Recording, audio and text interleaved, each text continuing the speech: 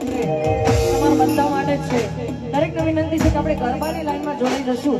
આ માત્ર અને માત્ર આયોજન મારી ભાવિ ભક્તો માટે છે, એટલે દરેકને મારી વિનંતી છે કે આપણે ગરબામાં જોડાઈ જઈએ.